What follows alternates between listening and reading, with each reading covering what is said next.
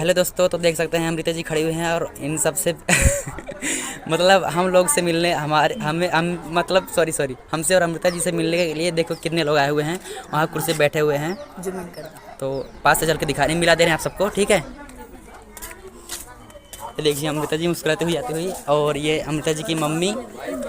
और एक बार हाय कर दीजिए आप सब लोग। तो देखिए सब कुर्सी भैया बैठे हुए हैं, और नवरात्रि का दुर्गा पूजा आज लास्ट दिन है, तो उसी के लिए इनवाइट करने के लिए आए हैं स्पेशली। वो अमृता की मम्मी जी हैं।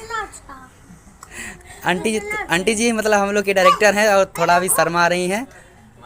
कोई दिक्कत, हाँ माता जी मतलब हम लोग के डायरेक्टर वही हैं।